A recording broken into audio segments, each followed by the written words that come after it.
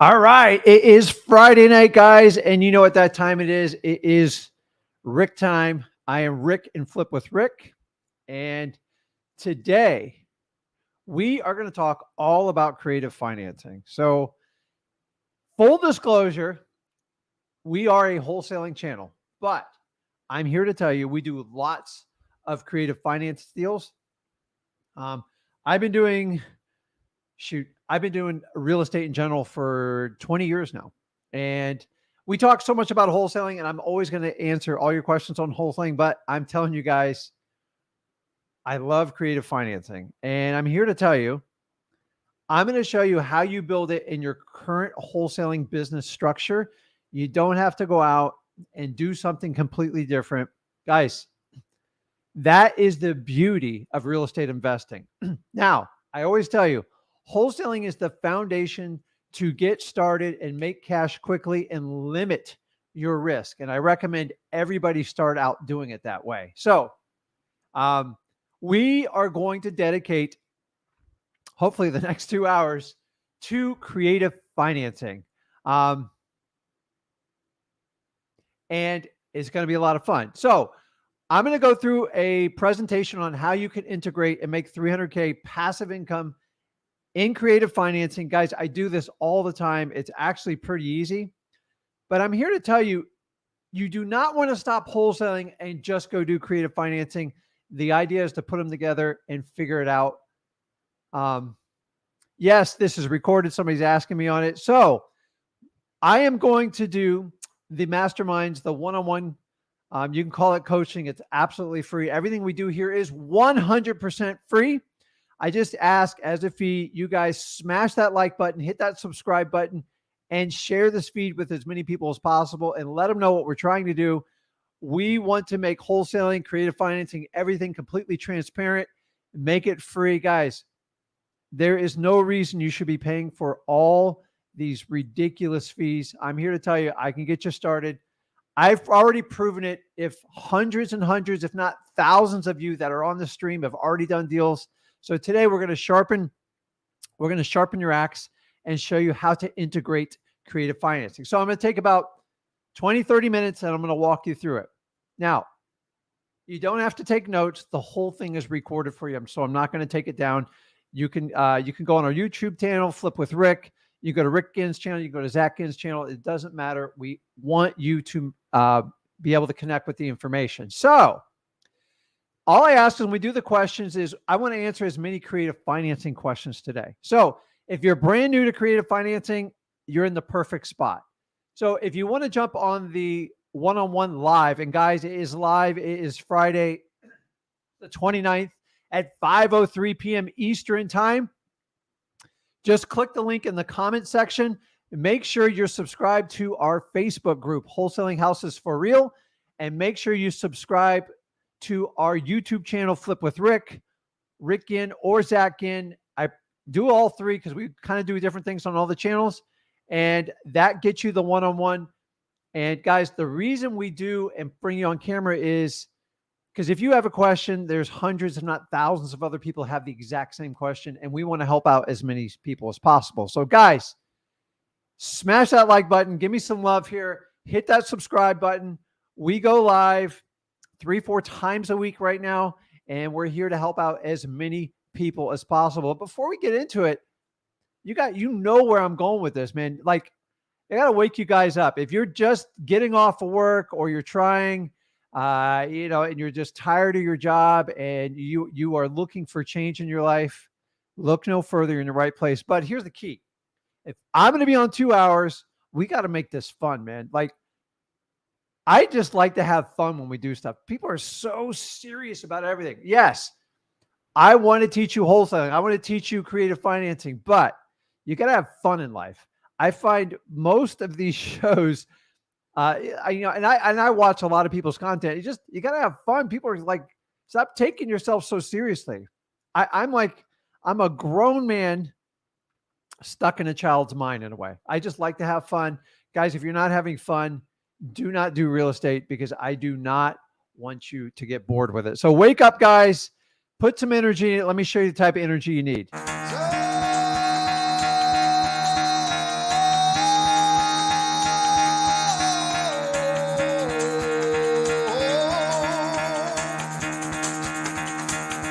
fuck out of bed, bitch. Go.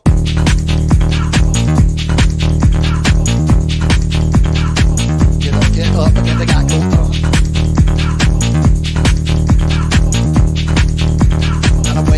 Time to wake up, bitch. Get up. Get up. Get up.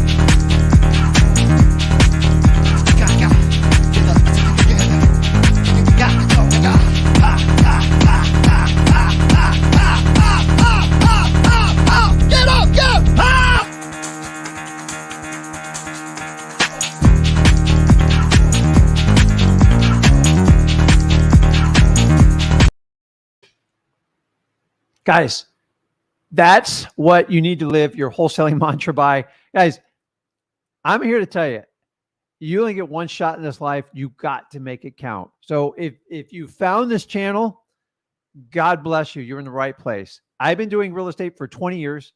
I specialize in wholesaling, creative financing, you name it. I've done it, and I'm here to break it down and simplify it. And the best part of it is you don't need to pull out your credit card.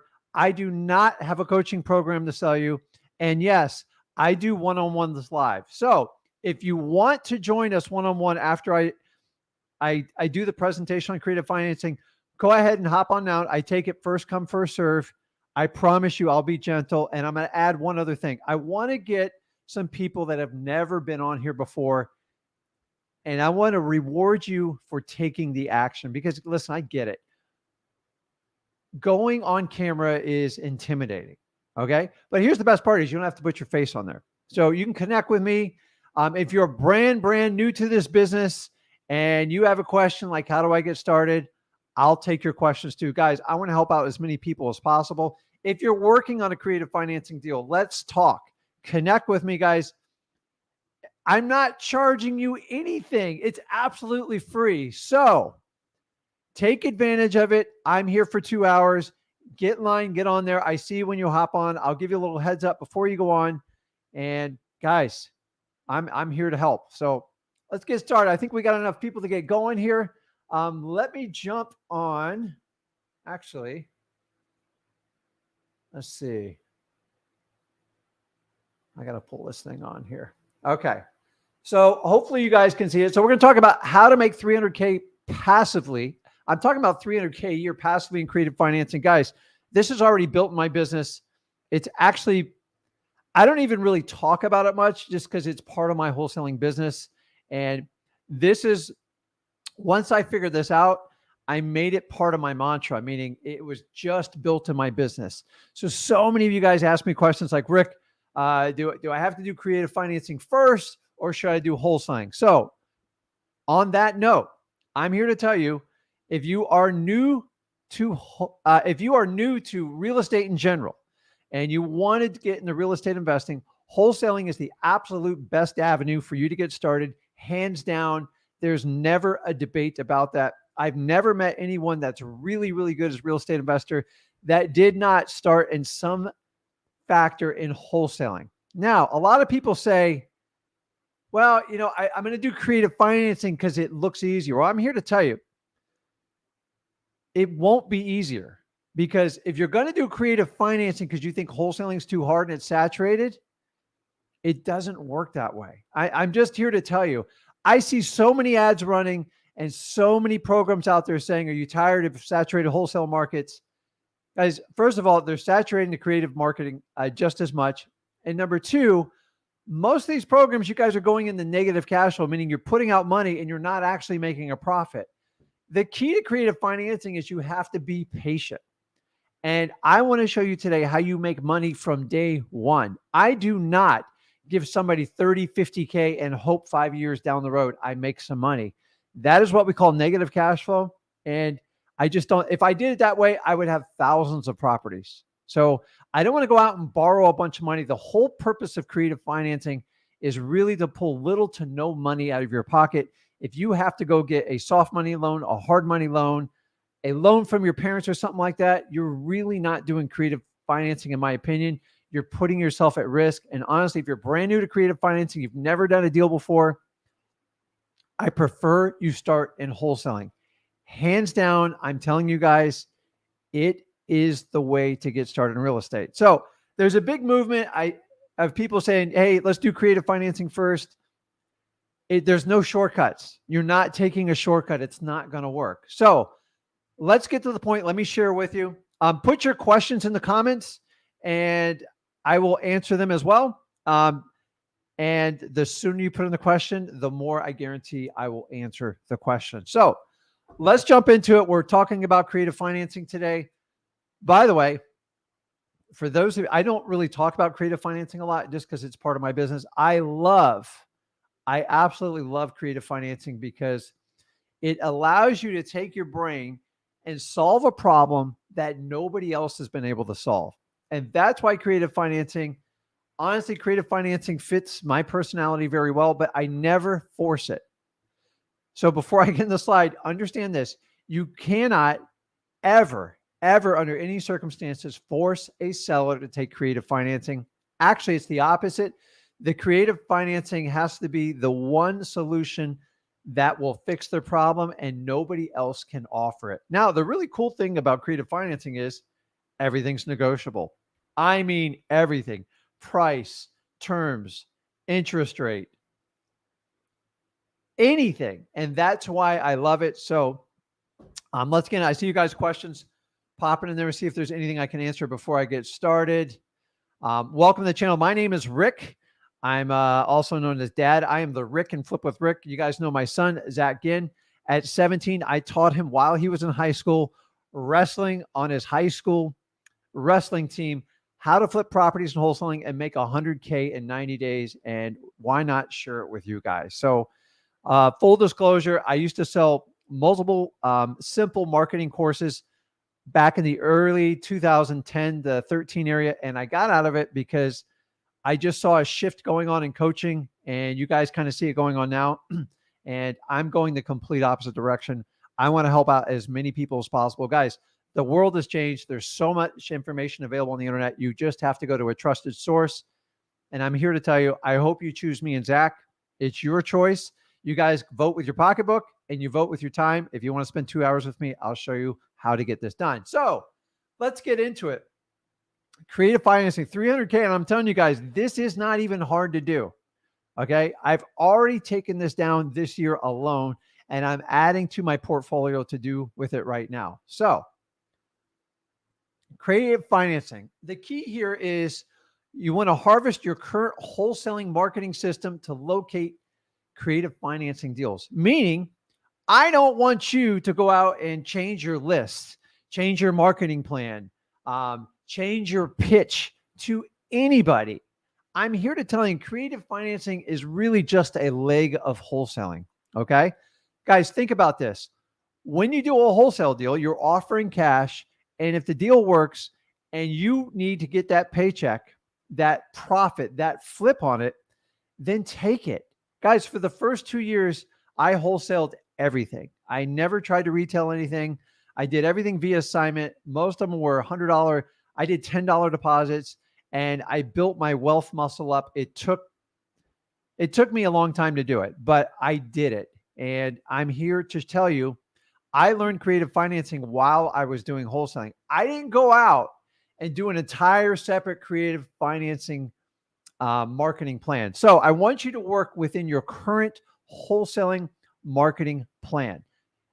All you need to do is learn to identify the opportunities of creative financing deals within your wholesale business.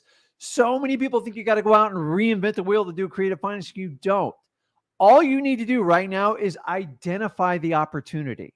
And I'm going to walk you through today. I'm going to show you the different techniques we use to find creative financing deals. And I promise you, at the end of this presentation, you'll have enough information to identify them. Now, you learn as you go. You're better off finding a great deal because that's where the money is. Finding the mechanics how to take it down, honestly, it's kind of rudimentary. So just like when you do wholesaling for the first time, it's like I tell everyone, go find the deal, do the marketing. I give you all the tools. And guys, if you want to learn all the tools we do, there it is. If you're new to the channel, go to freewholesaling.com. Me and Zach share 25 years of experience. My son's 22. He does phenomenal in this business. He loves this business. I've been doing this business 20 years. I'm not going anywhere. So if you're like, oh, is Rick and Zach going to be around? Well, first of all, he's a lot younger than I am. And number two, I'm probably never, ever going to stop wholesaling creative financing because I just love this business. I'm very passionate about it. And I really, really enjoy it. So you only retire from something you really hate doing. I don't hate doing this. I've been doing this 20 years. I'm just excited as the day I discovered wholesaling. And I found it out by accident. And I'd love to hear in the comments how you guys discovered finding me and Zach or wholesaling in general and what kind of motivated you to do that. So let's keep going through our presentation. So if you have a wholesaling deal, it's simple as this, guys. You made a cash offer. It's not going to work. Maybe they owe too much on the property. Maybe they don't want to sell it for that price, but they still want to sell it. The key is if they truly want to sell the property and you've gone down every avenue in wholesaling and you just can't make the numbers stick, it's simple. You are now going to take off your wholesaler cap. I meant to wear a cap today. So hopefully you guys like the background there. I don't know who did it. I think Zach did it. He's really good with that stuff. And you are going to switch your hat and put on your creative financing hat. And the creative financing hat just requires you to think outside the box. So many people think in creative financing, you can't think like a wholesaler. And I'm here to tell you, always go in wholesaling first, identify the opportunities. If it's just not going to fit traditionally because they owe too much, or they just not going to budge on that number and you've tried circling the drain 4 or 5 times, then switch hats. That's all you do. Okay. Yes, you can be a wholesaler and do creative financing. I waited too late to do creative financing and I lost out on a ton of opportunities because honestly, I was scared and I didn't know how to do it. Now, I got 20 years under my belt. I think I know what I'm talking about here. I know how to do it. So once you switch that hat and you know your wholesale deal is dead, meaning it's just never going to work, and the house isn't. Now, I only do creative finance. I like to do creative financing deals on good houses because it just creates more opportunity for you, because I don't want to put a ton of money out on a creative financing deal. I'm the complete opposite how most people teach it. I believe you should always make money from the day you buy the property, not 5 years down the road. So, Rick, how do we transition from wholesaler to creative finance guy or gal? It's really simple. This is an old school technique. It works really well. And when everybody gets in a pinch and you don't know what to say, just simply use this one-liner. Okay. You ready? Where is it? Hey, John, are you open to a creative solution? And shut your mouth. Why am I asking that question? You're going to get 2 types of reactions on this. Now, this is a simple way, but listen, I'm talking to people who have never done a creative financing deal and you've walked them through the wholesaling process and it just doesn't fit. So you're at the end of the rope and you say, listen, John, I can't buy it cash because either you owe too much or the number's not going to work. I get it. Are you open to a creative solution? And just shut your mouth. Don't talk and wait for the response. What they say after that will dictate which way you're going to go with it. Now, the 2 ways they're going to respond is, no way. That's crazy. I don't want to do anything like that. And remember, I told you, you can't make people do a creative finance deal. I've never done it. And the people I pushed when I was much younger, I wasted a ton of time. So that deal has to fit to make it work. So you can't make it. Or the other way they're going to respond is sometimes they go, what are you talking about? And you have to expand on it a little bit. Meaning, hey, what if I bought your house and we did some sort of creative solution where you could actually sell the house without selling it like a traditional real estate property? And if they go like this, yeah, I mean, and I'm looking for, if it gets the property sold, I'm looking for keywords that goes, okay, we can move forward. Or I want to hear more about it. You have to have permission to have the conversation with them. I see so many wholesalers try to run people over with a creative financing offer. If they're not open to it, you're talking to a chunk of wood. If they're not open to it, you ever try to talk to someone and you know they're completely closed-minded about it? Do not ever try to force people to do things unless you don't have a choice to, meaning I have to save your life. But if they're not open to creative financing, move on. Like, that's it. This is the part where people get it wrong. They keep trying to shove it down their mouth, and I'm telling you, it doesn't work that way. So always, this is another rule. So guys, this is recorded. Don't worry about. Let the deal dictate the type of creative financing you're doing. And you're probably going, okay, Rick, now you lost me. No. I'm going to show you, but I'm here to tell you is the type of creative financing offer you're going to make is going to be dictated by the deal. You cannot force somebody to take a certain type of creative financing. Either the shoe fits or it doesn't. Maybe they owe too much money. Maybe they want to defer their taxes. Maybe they got an expired listing. They need to move the property fast. So what I'm going to do is share with you the different types of creative financing strategies you can offer to deals in your current wholesaling pipelines that you're missing out on it. Guys, smart investors will go pair up with other wholesalers and identify your dead leads. I promise you, you give me 25 dead leads, I can find a deal in it every time. Now, most of them aren't going to be traditional wholesaling. They're going to be creative financing. Those deals you guys are throwing away or discarding, there is a ton of potential in them. Someone just needs to have a conversation with you. I'm teaching you how to have that conversation. I'm keeping it simple so everybody can do it. The idea is you expand your education and learn how to get better with this stuff, guys. Okay, I see your comments. We're going to go through everything. Guys, if you ain't going to take me up on the one-on-one live, please. And if you're brand new to the channel and you want to have a conversation with me, you just have a brand new question, I will take you. And if you don't want to put your face on there, although I love looking at people because it's a better connection, I promise you, I won't hurt anybody. I'm very gentle, and I've been doing this 20 years, and I act like I just started yesterday when I talk to people. So we're going to let the deal dictate the type of creative financing we're going to do. So let's talk about the three basic creative financing strategies, guys. And there's more advanced strategies. I'm just teaching you the basics that covers about 90% of creative financing. So number one, a lease option. What is a lease option? It's exactly what it says it is. One's a lease. A lease is nothing more than a rental agreement. So if you ever rented a property, you get a rental agreement. There's a start and stop date, and you pay a fixed amount a month, and that's it. It's a rental. All you do is add an option agreement to it. Now, they're two separate agreements because you do not want to fuse the two together. The courts have been very clear on this. I'm not a lawyer, so guys, see a lawyer for legal advice if you're going to do these. But the option is say, okay, John, I'm going to rent your place for $1,000 a month for the next 3 years. Maybe there's a little bit of an escalation each year. And at the end of the term, I want the option to buy this house for $150,000.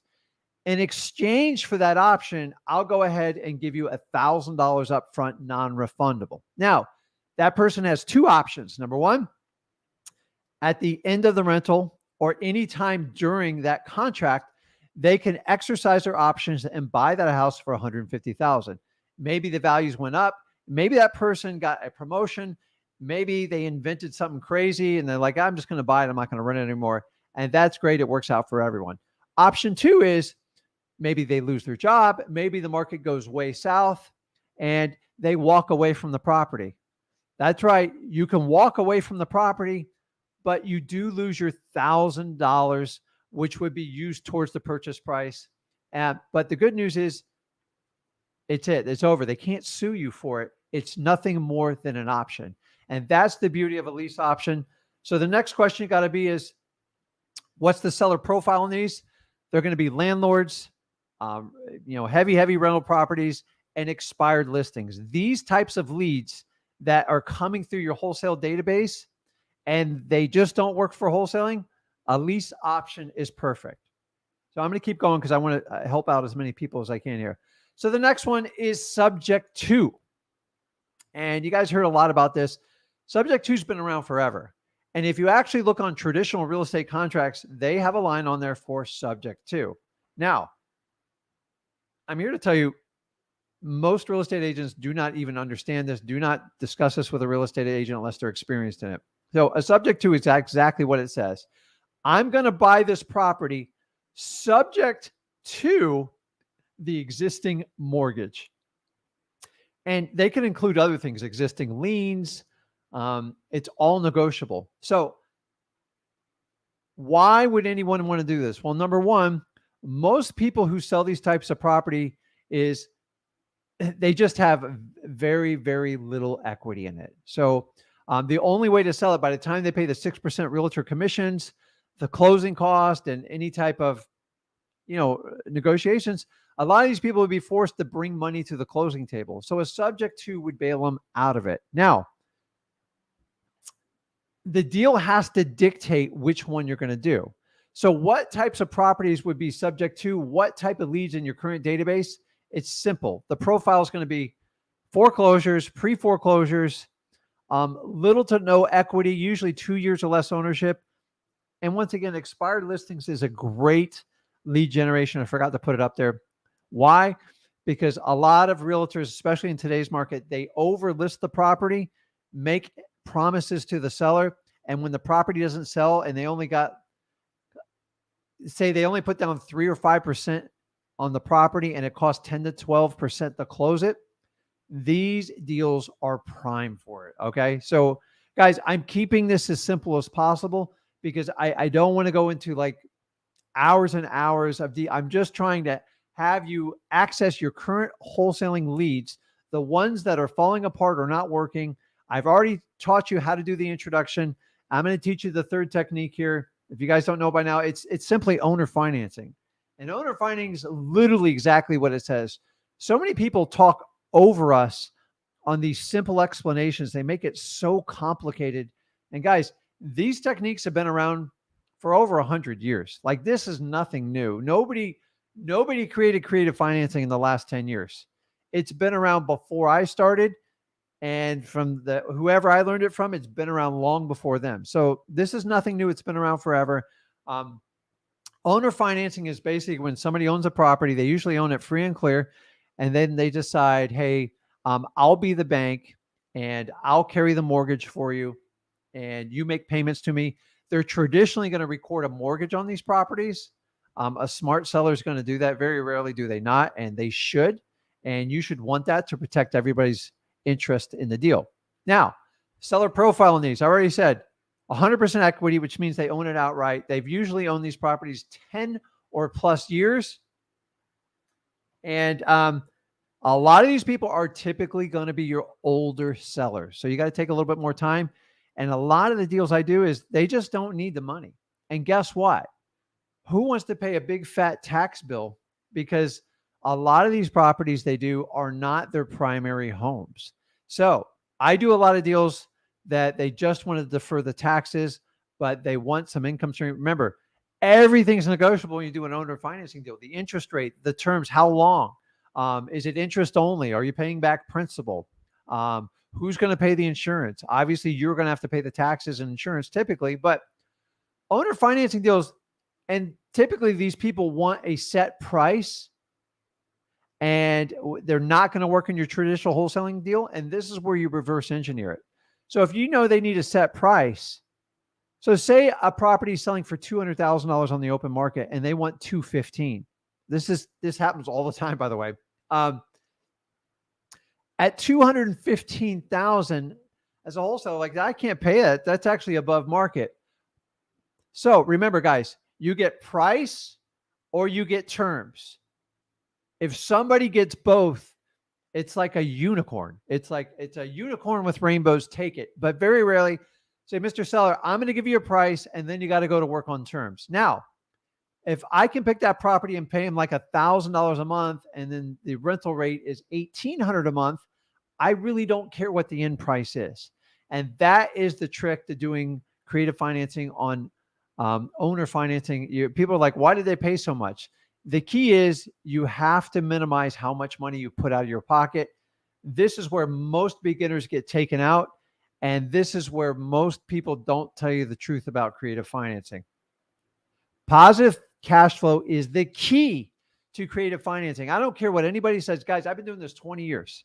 I've watched people get destroyed in creative financing. In 2007, got stuck with a lot of deals that I put too much money down. I thought real estate was going to shoot through the moon, and I got caught. And I'm here to tell you, we have been on a ride for 10 years. If you do not look at positive cash flow on creative financing, you are making a mistake. Now, don't get me wrong. There's more advanced investors that have deep pockets, that have deep relations, and they have people put up the money, and then they can take the risk because honestly, it's truly not on them. It's on their investors. If you're just starting out in creative financing, you cannot.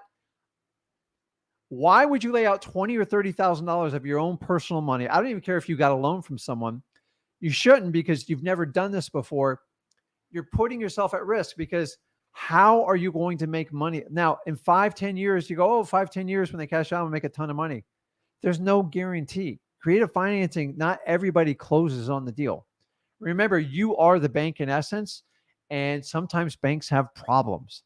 And when the market reacts, guys, people react to real estate. You've got to understand, the more money you put on the line on creative financing, the more you're at risk. Guys, I'm talking from personal experience. I didn't just create this overnight. I bypass on a lot of creative financing deals, especially today, because I'm not comfortable leaving $30,000 or $50,000 out of my pocket for a what if scenario. Okay. Let's keep moving. I'm moving through this. So let's talk about the profit streams to get you to that 300K. So remember, I showed you how to identify them in your current wholesaling leads. I taught you how to have a basic conversation to open them up to creative financing. And then I taught you the 3 basic creative financing strategies. So now we're going to walk into, how do we get the 300K? Rick, how do I get the 300K in positive cash flow in a year? And I'm going to walk you through this, because this is the exact method I use. Okay. Guys, I'm keeping this simple on purpose to invoke you and get you excited about creative financing, because they exist. And if you're doing wholesaling, I guarantee you have deals like this in your pipeline. You're just not thinking outside the box enough. So wholesaling hat off, creative financing hat on. Okay. So number 1, the upfront cash. Whatever you give to your seller is going to be non-refundable. You're never, ever, ever going to see that money back until you resell that property. So it would behoove you to negotiate the best cash flow position for you that is acceptable to your seller. Remember, I still want a win-win situation. So let me give you a current example. If, say, you're doing a lease option, okay? And in the lease option, I'm going to give the seller $1,000 a month for the right to sublease the property back out. And I'm going to give them, say I negotiated $5,000 down. Guys, there's got to be incentive for people to take these deals. Yes, you hear of zero financing deals, but I'm just telling you, for the most part, there's got to be some sort of incentive for them to take it. So if I offered $5,000, now I have to take in consideration, are the repairs that need to be done to the property. That's why I want you to do this on nice properties when you're new, because it minimizes your risk. In wholesaling, we're all about minimizing our risk. So say I got to put $1,000 in the property. Maybe I just got to paint the outside of the front door, just some basic maintenance work. So the rule of thumb, when you do these types of deals, you want to at least double your money. So if I'm paying $5,000, I want to collect $10,000 from my end buyer, who's ever going to option the property, but however you want to sell it, it doesn't matter. Okay. The worst thing you can do is leave them $30,000, do $10,000 in repairs, put you $40,000 in the hole, and then collect $10,000 from your new buyer. And now you're personally financing $30,000 out of your pocket for God knows how long. Guys, do not do those types of deals if you're brand new. I do deals like that, but I have much deeper pockets to do it. And I've been doing this 20 years. And there's certain types of properties I target and I want. When I started out, I only did positive cash flow. The minute I got outside of positive cash flow is when I got into problems in creative financing. Guys, learn from my experience. I'm here to tell you, you can do these types of deals, but if you're brand new, do not get in a position where you're completely upside down from day one, because you're not going to make money. And the reason you got in the wholesaling is to make your life better now and 5 and 10 years down the road. Creative financing is a much better strategy to build long-term wealth, in my opinion, but you can make money up front. So if you're putting $10,000 down, you've got to be assured you're going to get $20,000. Because what I do is I treat the difference. That's kind of like your wholesaling assignment fee. You're clear. You made money up front. And now I'm going to show you the next few techniques on that. So I prefer to do a deal where I'm at least 10K positive. I know it's a little bit tighter in today's market, but guys, things change down the road. I just don't want you to be negative. If that's the only thing you got out of this video, please take it. Negative cash flow in creative financing. It might feel good to write the contract and say, hey, I did a creative financing deal. Look. But the reality is you just went into the hole and you don't know the final outcome and you're brand new to this. That is the worst case scenario. And I want you to avoid that, guys. Don't go out and borrow money to do that. Don't borrow money to do these like high-end courses. I'm just telling you, got to have conversations. If the property needs a ton of rehab, they want 20, 30 grand up front. That's not going to fit what you want to do unless they become more reasonable. Okay. Number two, now we talk about cash flow. That's the difference in what you pay the seller a month and what you get back from your end buyer. Now, the rule of thumb is I've never, ever, ever taken a deal that goes below $300 spread. Why? Number one, you can have vacancies. You can have all sorts of stuff that happens. You can have stuff that just doesn't work on the house. I get it. The end buyer should be paying for all this stuff, but the reality is not all of them do. Maybe they skip the tax bill and you have to pay it. Maybe like they let the insurance lap, you have to pay it. Guys, there's so many things that come out of the spread. If the spread's too small, you put yourself at risk. I talked to someone the other day that like, it's got like $150 difference. It should be good. No, it's not. I'm just telling you, it's too narrow of a margin. I try to shoot for $500 to $600 minimum. I have deals currently now that are paying me $1,500 spreads, but they didn't start out at that, but they always started out at 300 plus. Guys, take that rule. So say I did a creative deal for 5 years, and I took the average on it, it would probably bring you about an extra 20K over the 5 year of that creative financing deal. Okay, my next one, which probably, well, this is my second favorite way to make money, and I used to share this a long time ago, back in 2008 to 10, and it's called interest arbitrage. And arbitrage is nothing more than making a profit on the difference between a number. So if you took over a property, say subject to, and they had one of these great 3% loans, which guys, these things are out there, and it's going to be a lot of fun, in my opinion, over the next 4 or 5 years, because we just went through the lowest interest rates in U.S. history. And if you learn how to do creative financing, you're going to be able to take advantage of this, guys. It's a lot of fun. Now, I found this out by accident on a wholesale deal. I took over a loan. But I'm going to use the numbers I showed before. So say you take over a loan at 3% and you charge them 8%. And maybe you bought it for $150,000, you're selling it for $300,000. Guys, I'm not even going to go through the numbers on it. On average, on a deal like that, you're going to make between $150 and $200 extra a month. You do absolutely nothing. It actually goes into your cash flow spread, but I'm telling you, this is a big part of the profit center. If you can pick up these subject twos at these really low loan rates, and guys, interest rates are going up. So typically we sell these properties. When we carry the financing back to our end buyers, we look at the market rate and we usually add a couple points on it. Guys, we're already at like 6.5%. So if you pick one up at 3 and say you do it at 9, it's amazing. Guys, and in creative financing, on whenever you give someone like a type of note or anything, just don't exceed like 10% unless the market's there, because you start to get into like muddy waters on usury laws. I'm not going to get into it. Guys, consult a lawyer before you do these deals so you're not getting in hot water. But guys, if I can take over a loan at 3% and I can move it at 9%, you just made the arbitrage on it. It's absolutely amazing. But that's not the exciting part. The really cool part comes right here. I call it, and I quote this, I think I coined this phrase, amortization appreciation. How does that work? Real simple. I found this out by accident. I find it out so many times now, it blows me away. Guys, you never stop learning in this business.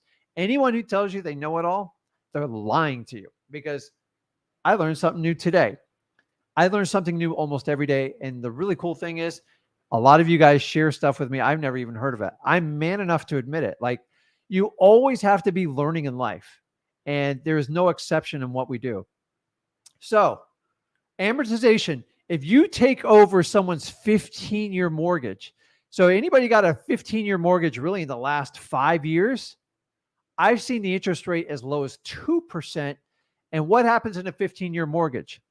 More money goes to principal than it does in the interest. When you have a 30-year mortgage, honestly, the first 5 to 7 years, a majority of the money goes towards the interest first. And as the loan matures, more money goes to the principal. If you use this strategy and this method, honestly, it just happens. It's just good to identify it. And you can have more profit than you can ever imagine. I took over a deal. I take them over all the time. But my first deal was in, I want to say it was 2009 when I figured out how to do this. Is they had, ready for this? They had a 20-year mortgage. I don't know how they come up with that. And they already 10 years into it, which meaning every time I gave that seller's bank $800, $400 was actually paying down the principal. Guys, at the end of that thing, they owed like 80. It was only 80 grand left on it. After I sold it 4 years later, it knocked it down like $32,000. I'm going to cut the number in half and call it 15. Guys, when you take over these subject to mortgages, ask them or look it up. If you guys use listrei.com, you can use our PropStream account, and they will tell you when they actually took out the mortgage. And I'm telling you, it is like surprise money. It is the best day. It's like Christmas every day when you see this. It's like New Year's. Amortization, appreciation. Remember, you don't do it. You just discover it. When I find that out, I am much, much more aggressive on my creative offers. Guys, these are particular on anything that has an existing mortgage. If somebody bought it 10, 15 years ago, sometimes they refinance it. There's all sorts of things. Guys, you could really be surprised on this. And sometimes the sellers don't even know about it. And I tell them about it and they don't even care. So on average, you could do 15 if you find any just like that, and you will. And the last part of it is your exit plan, your final sale. So remember, you're typically going to offer it for 10 to 15% above market rate. Okay. And so if someone says, well, Rick, why would they pay that much more? You are the bank. You are basically providing them financing that nobody else will, and they're willing to pay a premium for it. I promise you, I've done so many. They pay for it.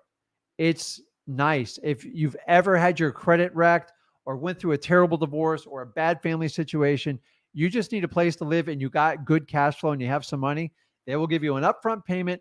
They will pay you above market rents, and they will pay whatever price you get because they really don't have another option. And honestly, they tried with the banks and it does not work. So, guys, I've put 5 deals together like this alone, and I net like 350K. I'm giving you 300 as a conservative value. I'm here to tell you guys, these deals exist. You've got to take advantage of them. They're in your current pipeline right now. Go get them. Simply ask them this question when you take off your wholesaling hat and just say, are you open to a creative solution? And here's the key. You have to stop talking after that and wait for the response. If it's positive, move forward. If it's negative, just move on with it to the next lead. And guys, that is it on creative financing. I think that's it. I love creative financing, but I'm going to be honest with you. I don't spend all day on it. I just don't. I like to take the cash in wholesaling. I identify the deals that will generate cash today for the company. Some deals we assign. I like to assign the ones that are under like dire deadlines, hostile tenants, tons of rehab. I don't get into rehabs, guys. I do like lipstick stuff, flooring paint. I love a pressure cleaner, my favorite thing. And that's the best way to do it. So what else can I say about creative financing? I love it, but you don't have to reinvent the wheel if you're already a wholesaler. Like, oh, I gotta go. Listen, you can learn and educate yourself. When you guys do your one-on-ones, I'm happy to share information with you and do it. There's no everybody acts like there's this huge secret with creative financing. You just got to learn to have open-ended conversation. And if you can solve their problem and it solves a problem for you, meaning it will actually help you make money and better your family, then do it. Once again, you cannot force creative finance solutions. You just can't force them. It is important. So I'm going to hop on. I see the questions here. I'm going to take someone live here, and then we are going to hop on and answer. You guys got a ton of questions, and we got plenty of time to go through them. So I got somebody in a car here. So just make sure you're looking at the road unless you're pulled over. You there? Hey. Hey, who am I speaking with? Hi, my name is Justin. Hey, Justin. How you doing, man? I'm good. I've been watching y'all for about a month. All right, man. I don't think we ever talked before, have we? No, I spent like the most of this broadcast trying to set up the one-on-one. It's kind of confusing. Okay, cool. So guys, keep in mind, this is Justin. Justin knows I ain't going to hurt him.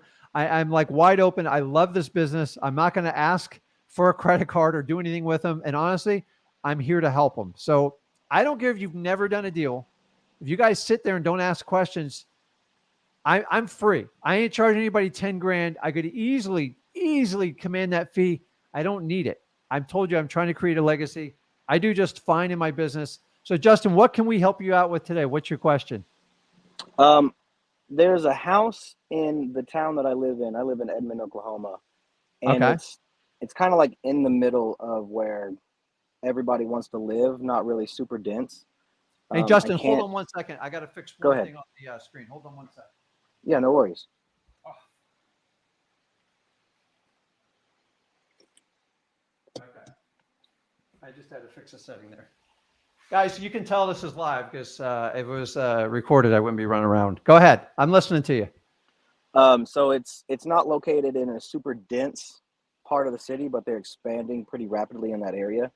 And the house actually was rented by my best friend in high school, and his family really just destroyed the property. I mean, disrespectfully destroyed this place. Are you still friends with him? No, I haven't talked to him in years. Okay. So I feel like just, happenstance of luck. It's just been left like that. I haven't seen inside of it for about 12 years, but nobody's lived there since. And every time I call the owner, it's just direct to voicemail. I've done Zach's strategy where you just give them your name and tell them to call you back. Keep it simple. Mm-hmm. Haven't got a call back, but there's a co-owner or a care of, I'm not sure what it means, of a woman on the contract. Should I just go ahead and call her on the deed or on the county records? Number one, you got nothing to lose. Yeah. Number two, have you talked to the neighbors? No, but my wife knew the family growing up, and she had talked to their next door neighbor at one point, and they built up a fence between the property because they were tired of looking at that. Yeah. So the only valuable thing with neighbors is that neighbors tend to be nosy. They know everybody that comes and goes to the property, and they sometimes might have some intel. Another tricky thing. I know the owner's wife died in about 2017, and he's about 84 himself. You just got to figure out how to connect with them and try to help them solve a problem. For full disclosure, not all these deals work out. Like sometimes people just give up, and you can't make people sign documents. A lot of times somebody dies and people are just like, oh, it's overwhelming. Probate's not as overwhelming as people think. They just, my experience is most people have a hard time dealing with death. And then if you have a trash property on top of it, they're like, I'm just going to walk away. Have you see if anyone's paid the taxes? It's been up to date every year since. It's gone up and down in taxes and value. Okay. Pretty rapidly.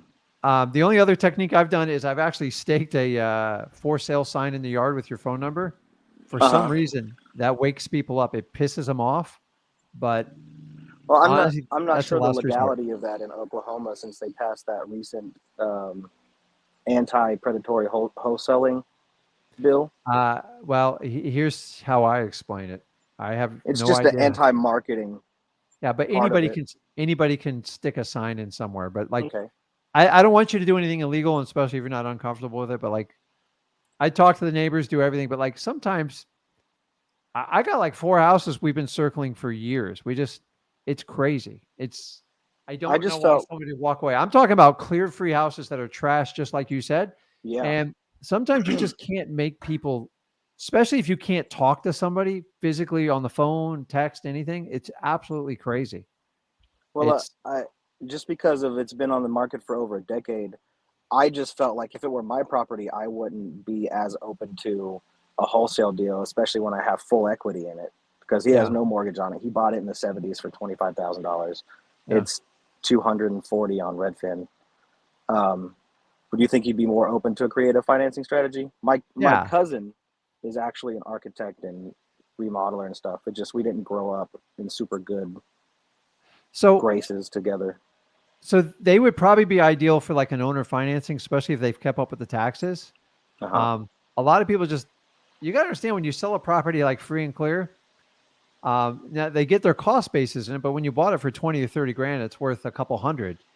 Yeah. Someone gets a big fat tax bill unless it's unless they have some sort of homestead exemption in your state. So um, a lot of older people, I have 3 properties right now from older people. They're just like, we don't want to pay the tax on it. And they go, hey, Yeah. I need this number. I'm like, and here's all I do when you do that, Justin, go, okay, I'll give you the number, but here's what I need in return. Okay. Guys, on creative financing, especially owner financing, the in number is not nearly as important as the cash flow numbers. And they'll Yeah. go like this. A lot of times you can set it up. If you just pay them interest only, now they have to report that as income, but you're not really paying down Okay. the principal, and then you can build up money. And then typically what I do in this strategy, you ready for this? This is where this is why I Okay. don't care what, it's not that I don't, so if the property's worth 250, don't offer 400. That's just silly. But say it's worth 250 and he's like, okay, I'm not taking a penny less than 260. It's fine. I'll give you 260. This is what I want. And here's what we'll do to help you avoid your tax deferment. I'll just pay you interest only. And Okay. then so I never do less. My preference is to have at least 60 months because it gives you time and options to do something with the property. I have deals that are, You said 60? yeah, 60 months, which is 5 years. Okay. Now, I have current deals that are only 3 years because that's all I could get. And I knew it was a good deal and I took it. But guys, if you're just starting out, always try to get 5 years because it goes by quick. I mean, it You're really talking goes about by quick. a loan period or like a grace Correct. period? Correct. Loan So period. this would be if you could ever talk to someone and get them to, I would try to establish like an owner financing because if they own it outright, it's really they could technically do a lease option, but an owner financing is the cleanest because it makes them feel comfortable because they record a mortgage, you negotiate terms. It's got to be a win-win. You can't be one-sided or it's never going to work. And you can pay them like interest only. And then here's the technique you use on the back end. You ready? Okay. Say 5 years comes by, you give them the end. You've accumulated all this cash and you go, so now you got the option, you got to cash them out. So, hey, John, I know I owe you 260,000 on it. But I tell you what, I don't wait till the 59th month to do this. I'm typically in year like 3 or 4. I Yeah. tell you what, I got 200 on me right now. And I would just love to give it to you. Otherwise, I guess we can just wait it out a few more years. I was 'Cause actually I'd thinking love. about it works, dude. It works. Listen, let me ask you, say we're in a recession 3 years from now. Yeah, I feel And like like, that's coming. yeah. So it's like, I do it on every one of them. Every one you have some sort of, now, obviously a subject to, you can't because there's a loan on the property, but this, if he owns the loan and it's a private loan, you can offer it all the time. I just did this on a mobile home. I bought it for 40. In so we had a 5-year term, and in year 2, I mean, the value went like, I mean, it went crazy. And the guy's just like, he actually texted me and said, because this is a deal I found personally by accident off another one of my rentals. He said, do you think you just pay me like 1 year in advance?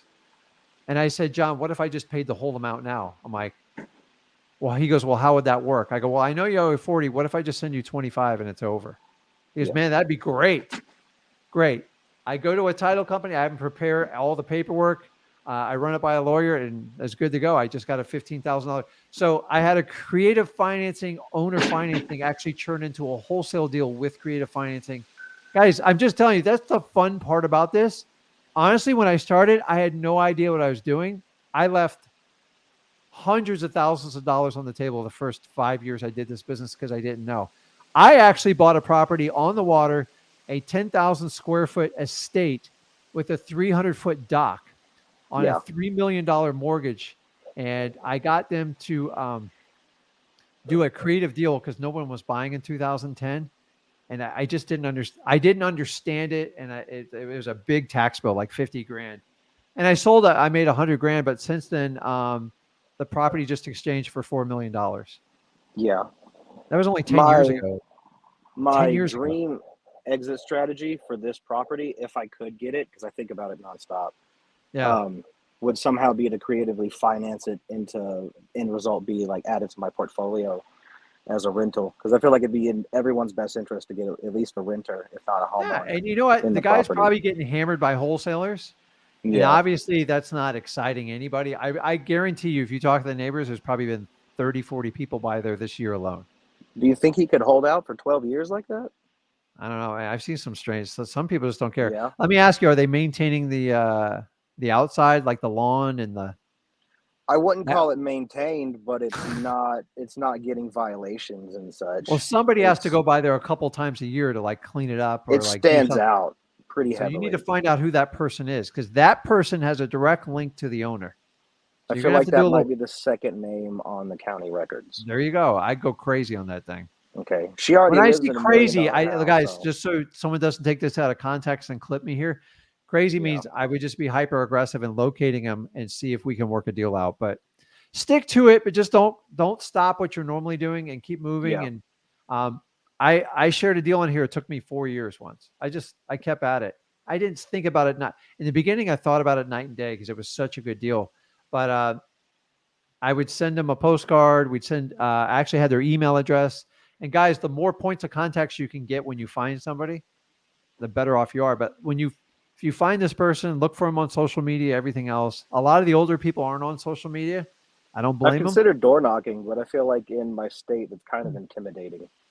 Yeah, I'm not here to have you like break anything. Just keep to it, and you just gonna have to think outside the box and try to connect with them. But keep in mind, if you do the sign or anything like that, if you ever get accused of it, it's like I didn't stick the sign there. Somebody took my sign and put it there. I don't know how You it got got to there. prove it. Yeah. Yeah, like I like you can't like I could take a sign and stick it in your front yard. You're gonna light me up for it. You call like your local authority. And when they call But hey, me, we like, what are they established going to do? I go, contact. I didn't put it there. Like, what do you want me to do? Like, we used to do this game all the time with bandit signs, and we don't do them anymore Yeah. because we pretty much, we pushed it. We pretty much created 3 new jobs in the counties we work in because they hire someone. All they do is pick them up all day. That's their only job.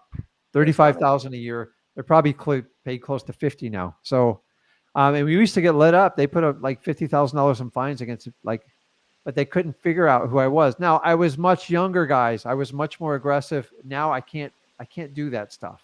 I Yeah. do play by the rules, but do whatever you got to do to get like deals within. You just want to be legal, but sometimes you do have to push the line a little bit. Like you just can't be a traditional realtor. Like I got to follow the code of ethics. It has type of something to deal. do with marketing without a realtor's license. So I got it. So just listen, I'm out here. Like every state's got these. Some yeah. states have these quacky laws. Unfortunately, you're in one of them. So just be careful with it. But I see. By the way, I see a lot of laws. It's not. I don't think it's a law. I think it's like a rule. I don't know how they.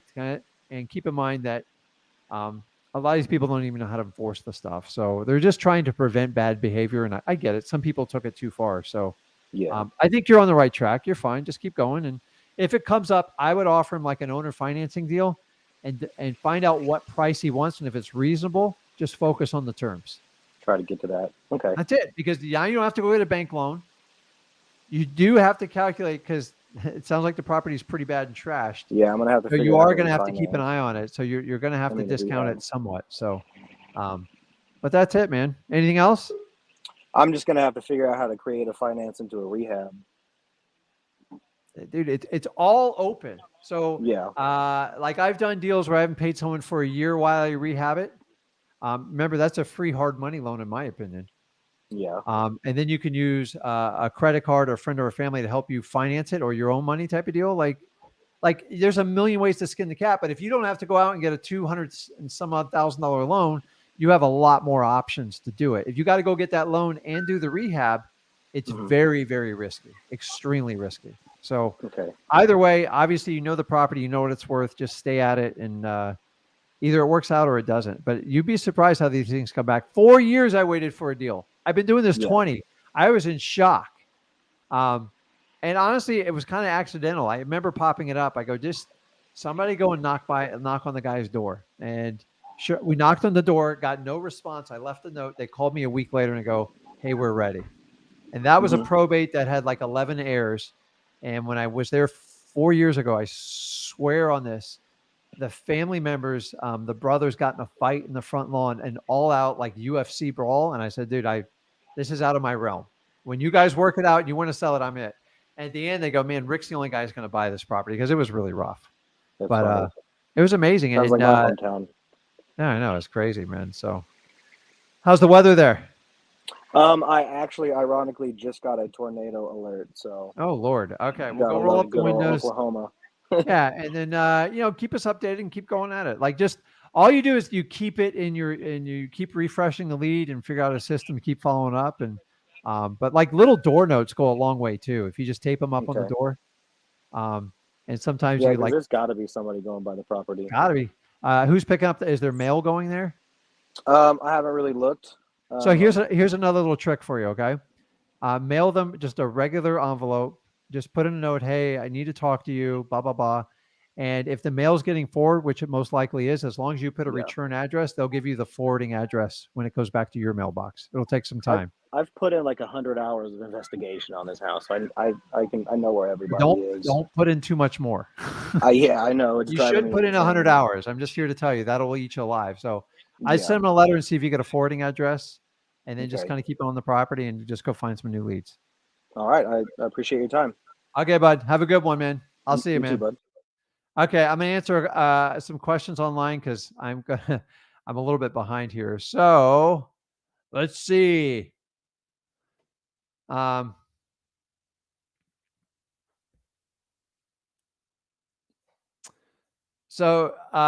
says here, my parents wanted to buy a house.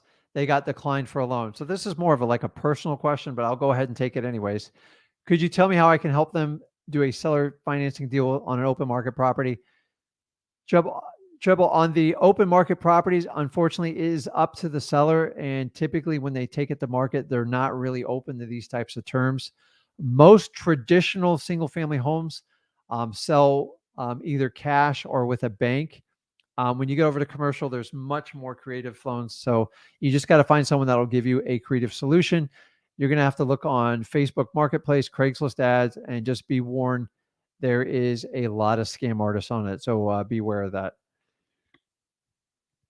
Okay. Justin says he's on the road for his first deal. Awesome. Road less travel. If I had $100K cash, would you quit a job and go all into real estate? Dude, you should go into real estate regardless, because wholesaling doesn't require the cash to get started. So honestly, I find the most successful people are the ones with the least amount of cash to start, because failure is not an option for them. So the 100K should not influence if you go into wholesaling. Honestly, the more money you got, the more people make mistakes and try to take shortcuts. So hopefully that helps you out with it. Can creative financing be absolutely? I had deals where I've delayed payments 2 or 3 years on like really trash houses, because I let the seller be the bank for me. So why go get a hard money loan or lend from my local banks or my credit lines or my personal cash if the seller's going to do it? Why not? Leo, do you have an assignable Yes, you can assign owner financing deals, just like you can do a regular wholesale deal. So guys, this is why I don't want you to change what you do in wholesaling. You just find the deals inside of there and you keep them going.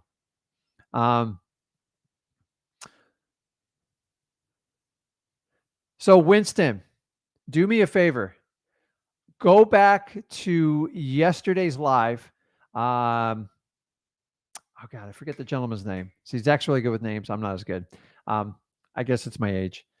We just solved this problem for a wholesaler, and he had the same situation, and we shared step by step on what to do, and he actually saved the deal by doing it. So he says, their attorney wants to review the agreement. Should I send the seller the purchase agreement? Here's what I do. Send them the template. Just send them a blank one. and ask for their attorney's email address and their name to see if they're actually telling you. That most people are just like smoke and mirrors, see if you're going to go away. Guys, for you, those like I see people out there all the time saying, no, ever let an attorney get involved. If you don't let the attorney look at it, you're going to look like the scam artist, and the transparency is out the window. So are some of your deals going to get killed by attorney? Absolutely. There's nothing you and me can do about that. It is your seller's right, and you're probably violating multiple, how should I say it, laws in any state if you do not offer them some sort of counseling. Remember that you have the right to do it, and so do they do. And if that makes them comfortable, that's the only way you're going to deal. By you saying you can't run it by your attorney, you're guaranteeing you're not getting a deal. So do we want them to? No, because attorneys usually cloud stuff up. But for full transparency, we have to be honest with it. So go back, check yesterday's live. And then if you go back a week from today, you'll hear his initial story, and you'll hear how he saved the whole thing. So good question. It's funny how things are like multiple questions here. Yeah. And by the way, these subscription-based attorneys, it's a complete joke. So there's networking companies out there. And by the way, I have no problem with a networking company, but when you trying to sell lawyers fees on a networking company, I got a major problem with that. You could guess who the attorney, you get the guy fresh out of law school that just passed his bar after 3 tries. You're getting that guy or gal. And I'm telling you, you're probably not going to get really, really good advice at all. So who cares? Send them the template, move on. Okay. What's up, Jason? Long time no speak. Hey, how's it going? What's going on, man? Not much. I didn't have a question Okay. about creative finance, but I had another quick question. I was talking with I actually went and looked at a house with the seller, and we agreed on 130,000. I didn't get the contract signed right then and there. I told him I had to check with my partner, and then I would call him that afternoon. So, and this was Wednesday. So Wednesday afternoon, I called him and I said, 130 works with my partner. Let's go ahead and, let's get the contract signed, get the ball rolling. Got it. And he told me he wants 140,000 at that point. So he's changed his mind. Well, we never really agreed on 130. He said that he wants to get 130, and anything more than that would be profit. So I pretty much, to me, I thought that was okay. Let's do 130. So, anyways, I'm fine with 140. So I got him to 140 on the phone, but instead of me going to meet him that evening, he told me, I want to think about the 140, and I will get back to you tomorrow morning and let you know for sure. And that was yesterday morning. He never called. So, and I didn't call him back yesterday. I didn't call him back today. Yeah. I actually just called him back about an hour ago, and guess what happened? What? It went to voicemail. Yeah. So you're being ghosted. It's common. So I'm going to give you a little tip here. So, dude, and by the way, guys, this is the norm. Like, nobody shares this stuff with you. Whenever you're conversing with the seller and they start like waffling the slightest on you, it's one or two things. Sometimes it's pure greed. There's nothing you can do about it. Like if it's all about the money, the highest price. But if you precondition your seller beforehand and tell them, I'm probably not going to be your highest offer, but I'm going to be your best offer. Because guys, we're not buying traditional real estate with a real estate agent that's perfectly clean. We're buying distressed properties on average, either distressed homeowners, distressed properties, or both. So it takes somebody that's going to be empathetic. They understand there's going to be some sort of discount involved in it. Sometimes realtors get into their ear, but when they start waffling and they say the words, I need to think about it, you got one or two choices. Either try to attack it while you have them on the phone, because Usually when they do that, you don't hear from them sometimes weeks, if not months after that. They're basically saying you got one more opportunity, Jason, to close me. Otherwise, I'm not. They're basically telling you they're not comfortable with something. Now, if it's greed and price, there's nothing you can say to overcome it. And they'll usually Right. just spit it out. You're not the highest offer. I'm like, okay, I was never going to be. So instead of hanging up, you have nothing to lose to kind of attack them at that point and nicely and just say, Mr. Seller, what is it that's making you uncomfortable in this transaction? Like, what is there something that I'm missing? Because they don't want to tell you. It's this the truth. If it's the Right. price thing, they'll usually just throw out the price like right away. But honestly, if it's they don't like the terms or you're taking too long or you insulted their grandmother, they're going to throw it out. The worst thing you can do is let them drag you on forever because it's like that girl you asked for the prom and she didn't give you an answer and like you're sitting by your phone and you're 16 years old. It's torture, guys. So just hit them in the mouth. Hey, what is it that you don't like about me? I go in the shock and awe. Did I piss you off? Did I say something wrong? I am so sorry. And I try to wedge my foot in there. And then if I can get belly to belly, I'm going to get to them because I know from 20 years experience when they hang up the phone, I'm going to be fighting for hours to ever try to connect with them. It's a helpless feeling, man, because honestly, once they don't contact you within 24, 48 hours, dude, they sail away. And sometimes they revive, but the reality is, so when they start doing that, I need to think about it. That's code for I'm going to ghost you. There's something making me brutally and maybe it's something stupid. Maybe a realtor is trying to convince them of doing something. And if you can try to get to them in person, they'll always tell you the truth.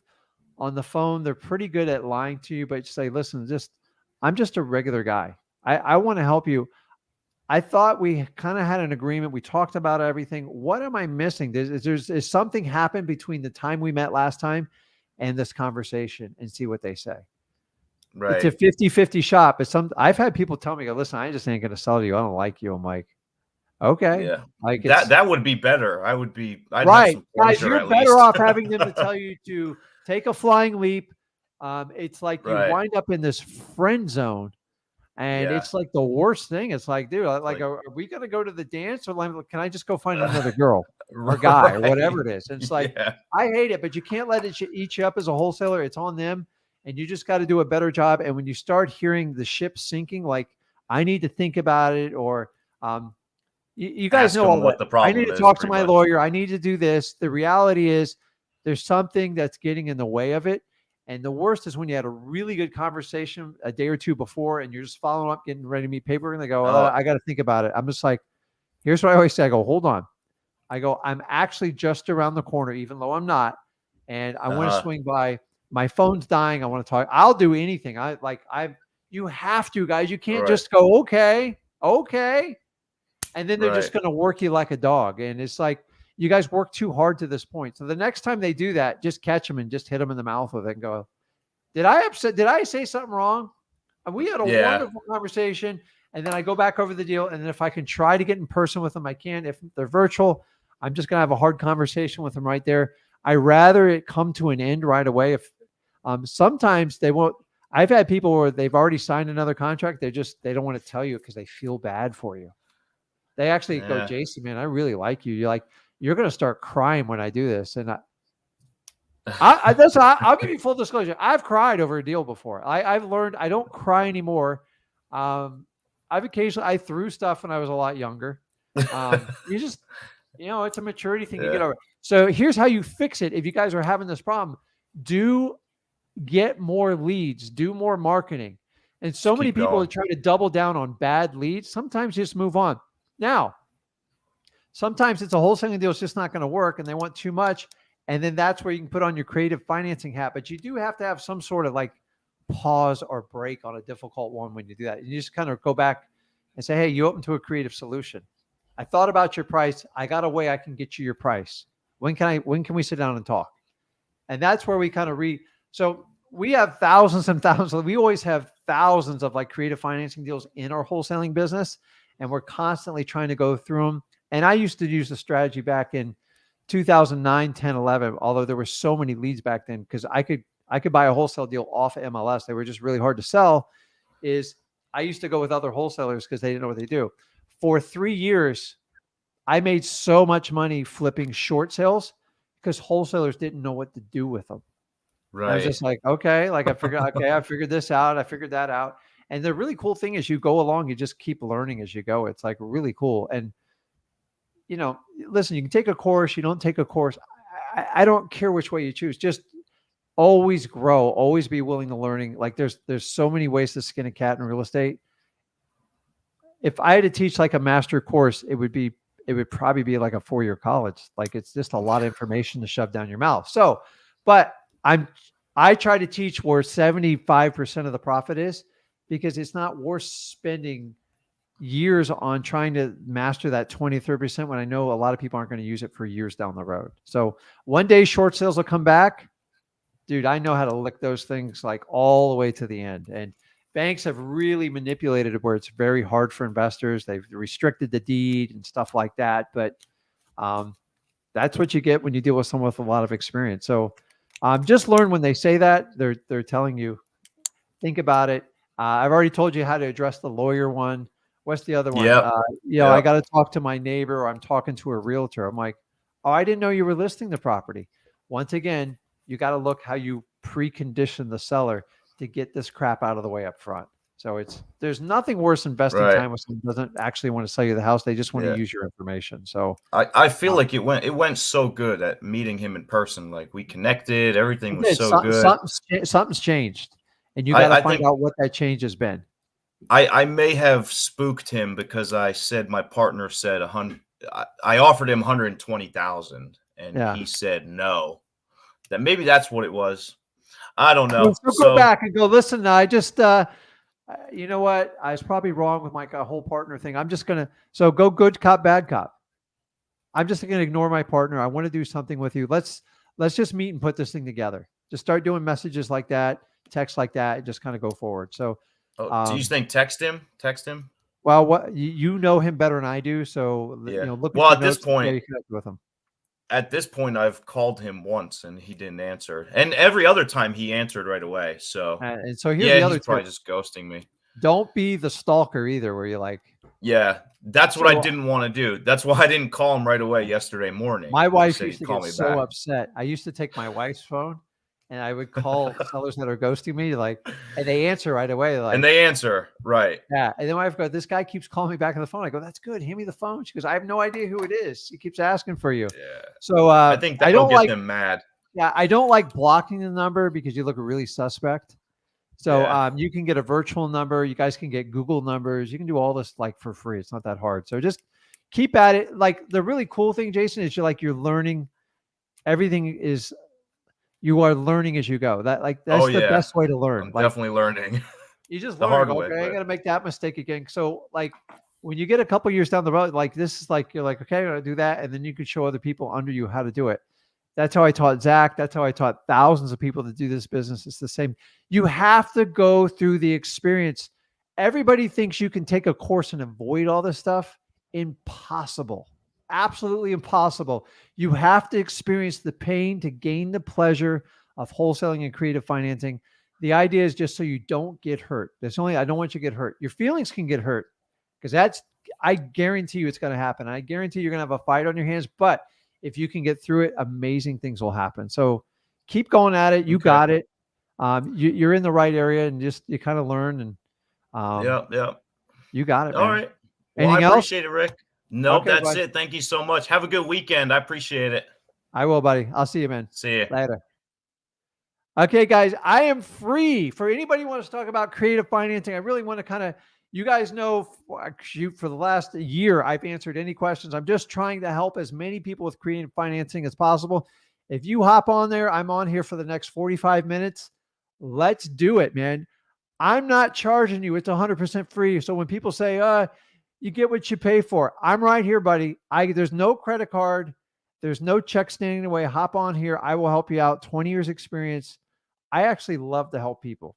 It's just, I know how frustrating it is to try to navigate through all these funnels, and I'm going to give you this free, but you got to pay for this. I'll just give it to you all free, but you got to get on the phone. Like, get on the live, man. Click the link up there and join us. So somebody said how to locate cash buyers. Actually, Looney, I think you were just on here. If you hop on, like, I can share it in person. If you guys are looking for buyers on creative financing deal, it's so easy. It's a joke. It's like, you'll get buried with leads. It's not even a problem. I promise you. People are desperate for doing deals where they don't have to go to a bank. You ever go into a bank? You ever see how much paperwork you got to do? All the underwriting, the credit score, last 2 years, tax returns. It's ridiculous. It's crazy. The only thing you look for when you're selling a good creative financing deal is they have steady income. So I look for job history. I want someone to be at a job at least 2 years or longer. If they just started a new job, I probably don't want to take a risk unless they're putting down a huge down payment.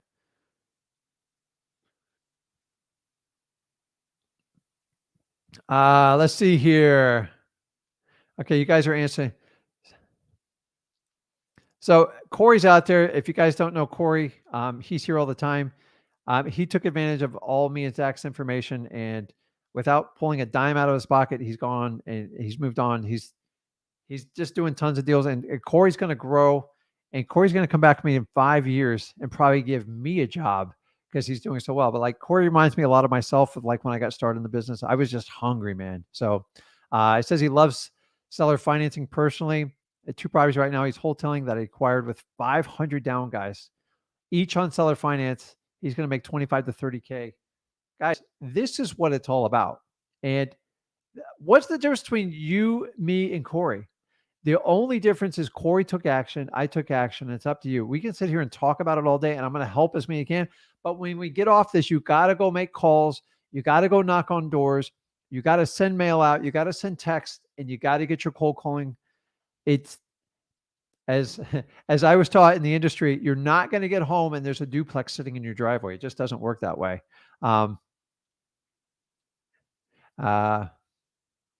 Let's see here. I'm reading, guys. So, what's up, Michelle? Says, hey, Rick, what are your thoughts on doing a lease option before getting a wholesale deal in a local market that's saturated? I'm fine with it as long as you're in a positive cash flow situation. Okay. If you guys go out and go in a negative cash flow. So what's a negative cash flow? It's when, say, you put 30 grand because that's the only way they're going to do it. And you move somebody in and they only give you 10 grand or 15 grand or even 20 grand. That leaves you $10,000 to $15,000 in the hole. You are in the negative cash flow position. And if you're brand new and starting in this business, you did, okay, kudos, you got to create a financing deal, but you just laid the money out. You have no idea how that deal is going to work out. And honestly, you got to make up that money. It's going to take you probably 5 to 10 years to make up the difference on that money. And for that reason, I rather you stick with wholesaling, because the reason they're going to do that deal is because actually your seller's winning and you're losing. Tell me different. If you're brand new, can you afford to lay 15, 20 grand out? How many houses are you going to be able to do like that? Now, I can do it all day. Like, I don't care. I'll play the long game all day. I've been doing it 20 years, guys, though. 20 years. I have a arsenal behind me. I never started out doing this. And the only ones I ever got in trouble is when I reached and I put out more money that was coming in. We had to do rehab and it blew up on my face. So if you're in positive cash flow, Michelle, do it. If you want to talk about it, guys, hop on. I'm happy to help anybody out. And here, I'll add to it. I will open it up past creative financing. If you are new to this channel and you just want to talk to me and you got a question, let's do it. I want to help some new guys. I want to overcome the myth that you got to pay thousands and thousands of dollars to connect with a highly qualified real estate investor that is incredibly good at wholesaling and creative financing. So, okay, Brock, give me 1 minute. I'm bringing you on here. Let's see. So Jordan says, hey, can I pair up with a wholesale real estate company and get leads because they don't want to do? Absolutely. Guys, this strategy wasn't invented like in the last year. This has been going on forever. I did this way back, 2009, 10, 11, all this stuff. And you can do it. It's a smart way to do it. By pairing up with people that don't want to do it, you are missing the boat. So yeah, absolutely, Jordan, go ahead and do it. So Brock, I'm going to pull you on here. You ready? You there? Brock, you got to unmute your microphone. I can't hear you. Brock. Hello? Hey, you there? Yeah, can you hear me? Yeah, I can hear you fine, man. How you doing? I'm good. How you doing? Good. Where you out of? I'm out here in Mississippi, in Brookhaven, Mississippi. Okay. Well, what's going on, man? What can I help you out with? I got like 2 questions because I'm brand new. I started following you and Zach probably like 5 days ago. That's perfect, dude. So just ask me and let me see if I can help you out. My first question was on the contract side. I wasn't really too sure how I would get the contract and send it to the individual. Okay. So are you trying to do deals like in your local market, or is it virtual? Right now I'm just trying to start locally just so I get the hang of it. Okay. So have you gone to freewholesaling.com yet? Free wholesaling doc. No. Okay. So Brock, I'm going to make this really easy for you. If you go to freewholesaling.com, I guarantee you it's 100% free. I'll never take a dime from you. Okay. So only thing I ask for is your email so I can communicate with you. That's it. That's all I said. And I'm going to give you a $10,000 course with 25 years experience that every other guru is going to charge you a fortune for. Go there. The contracts are there. Everything's there. There's tons and tons of videos, attachments. That's how most people get started in this. The reality is, before me and Zach came along, you had to pay a huge fee, and it created barriers for people like you and me. So freewholesaling.com, you put in your email and you get access to the course. That's it. It's that simple. I'm telling you, it's all right there, because I would have to take 4 hours to show you everything. So me and Zach created so someone like you can take advantage of it and just dive into it. You don't have to memorize the whole thing, but you can get the contracts there. We'll teach you how to talk to sellers. We give you scripts and the whole 9 yards. So if you start there, it's like you're getting that big fat textbook they try to charge everywhere else, and I'm just going to give it to you for free, and you can come and go as you want. I'm not going to take it away from you. I pay for this service, and I want to help people out like you. There should be no barriers.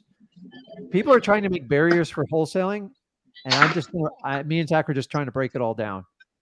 So you're going to have all the tools there. So what other questions can I help you to get started? That'll help you right there. What else you got? Yeah. Well, my next question was going to be on the cash buyer, but that's probably inside the course as well, huh? It's all there. So are you Brock or? Yes. Well, Okay. that's my last name. Okay. So what's your first name? Rico with 2 C's. I like it, Rico. Okay. Do me a favor. Go through that course. Everything's there. And then you know where to connect with me and Zach. We're here 4 days a week. And you can connect anytime and just get going there. There's tons of information in there, but you got to put the time in. I'm giving it to you for free. If you take it seriously and treat it like you spent 10 grand, I promise you will get a 10 times return on your time investment in it. Okay. Okay. I'll keep y'all updated as well. Okay. You got it, man. I appreciate you, man. You have a wonderful weekend. You too. Appreciate it. Okay. I'll see you, man. What's up, Matthew? How you doing?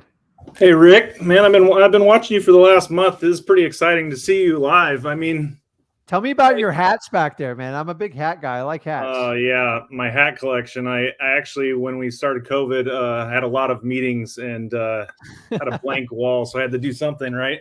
Yeah. Yeah. Is it what sport is that?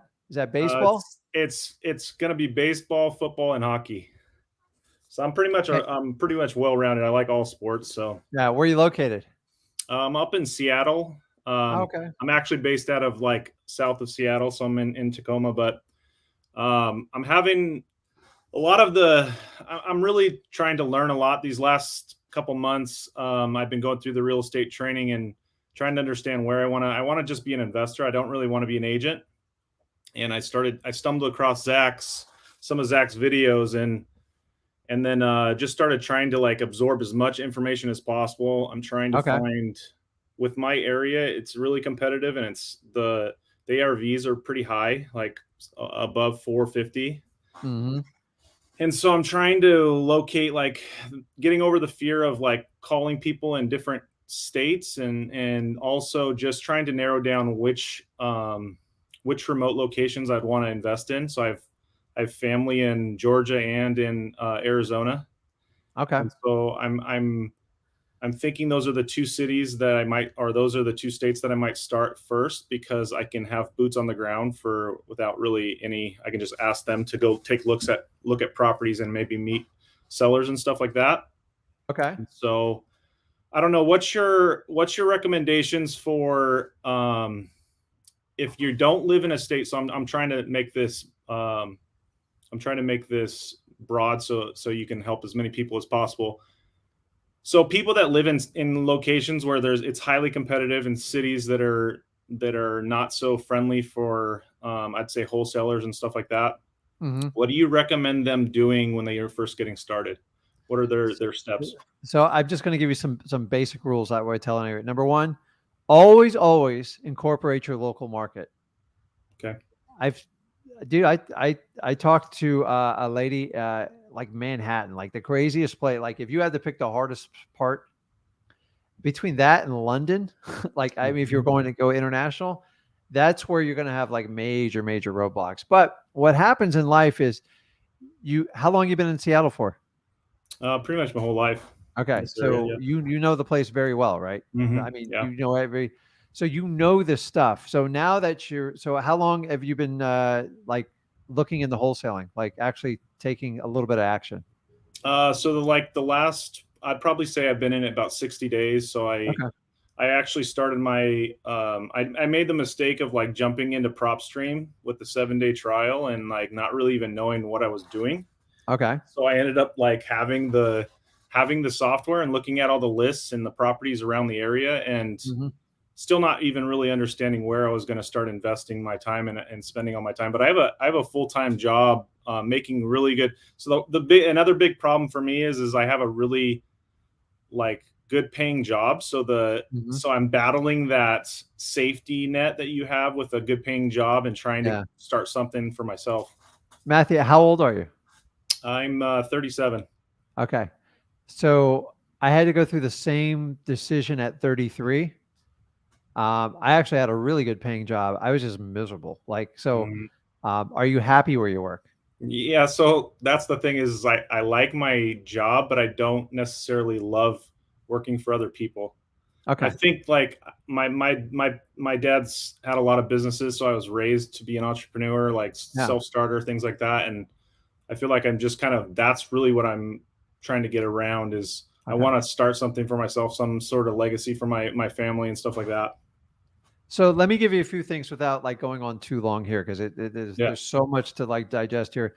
Number one, you got to determine your why. I kind of got it, but I don't. The problem is the why has to be strong enough to take massive action. Otherwise, it's a hobby. So a lot of people do wholesaling hobby, and I don't have a problem with that. Like I have good friends. I had a friend that I started in this business with. I haven't seen him in a long time, but he was a firefighter, and he had benefits. He had a flexible schedule. He'd be like 3 days on, 4 days off. And he decided when he was doing it, he was just going to keep his firefighter job because he needed that security and he was never going to let it go. And I knew it from day one, but it actually wound up being perfect for him because he just wanted to do it. You got to just sometimes be honest with yourself. If you have a good paying job and you actually like it, don't kick it to the curb. When people tell you burn your bridge, I'm telling you, I couldn't burn my bridge at the time because I had 2 small children, a mortgage, and I was hooked. Every 2 weeks, I got that big fat paycheck, and it took me a good 6 months to get off of that. It was like a drug or an alcohol. Like I had to have it, and I know exactly what you're going through with it. So you're going to have to make that decision if you want to like come up with a plan to do it full time. I will tell you this: You can keep your full-time job and transition into wholesaling, or keep wholesaling as a, I don't like the word side hustle because I don't think anyone takes us here, but you can kind of create it as just a wealth building opportunity. You just buy some properties, you let them compile, and you go from there. On the second part, you're relatively new to it. Whatever, you get PropStream or not, it ain't gonna hurt you. It's you always do your local market first. So now you're aware, you kind of know what you're looking for, you're getting used to terminology. So the interesting thing is you're looking at a pink elephant right now, and now you can identify all the pink elephants around you. Before, you couldn't even see one because you didn't even know what the heck you were looking for. And so you're going to see opportunities you never saw before. And if you're educated and you figure out how to buy these properties, especially in like a tight market like yours, you don't have to take down 30, 40 properties a year. What if you just added 1 or 2, right? Yeah. It would make a tremendous difference, because it could be $100,000 payoff in a year or 3 years from now. I mean, especially in the last few years. Like, if even you made that decision, I don't want you to buy marginal deals from realtors. That's not my game. I don't do that at all. But I'm here to tell you that always do your local market, because you know the values, and if something comes on, you can move fast. The key is to get the properties off market. That's what me and Zach teach, and that's what you got to focus on. As far as doing the virtual areas, you can use PropStream to help identify good areas, like for cash buyers.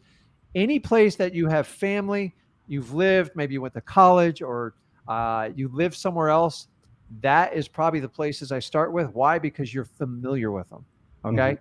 The third strategy is, if you have an area and you're thinking about it, go look up different groups on Facebook, Craigslist ads, whatever, and find wholesalers, get on their cash buyers list, and reverse engineer where they're having success. Don't you go out and try to figure it out yourself, because you don't know. You're guessing. You're 100% guessing. So once you find the area, you're going to treat it just like if you were digging for gold. Instead of getting the big excavator and dig up the whole place, you're going to do test little holes. You're going to do either cold calling, or whatever it is, SMS or mail, and you test. And when you find gold, then you can open up an operation there.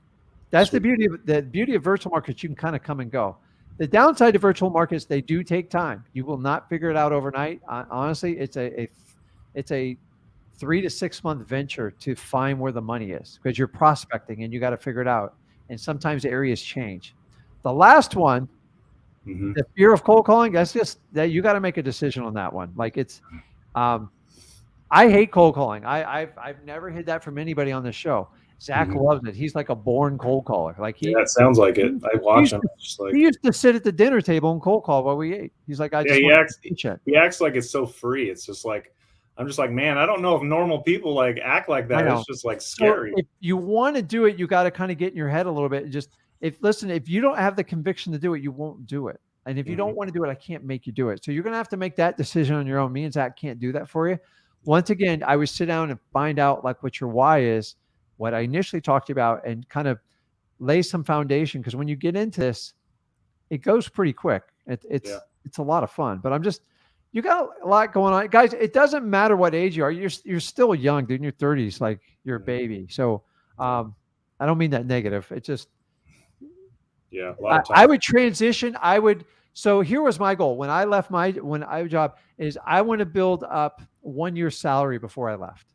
If I could do that, then my job was taking away from my wholesaling. And maybe you set that as your mantra, because it's, I don't want you leaving a good paying job and they're like, I'm not here to hurt people. Like, but I think you have the entrepreneur kind of in you. I had the same thing with my father. Like, he broke out like in his business. He told me to go to college, get a good job. It didn't work out. I was miserable. I was so miserable. I was ready for a massive change, and I hit a wall. I couldn't take it anymore. I hated my boss.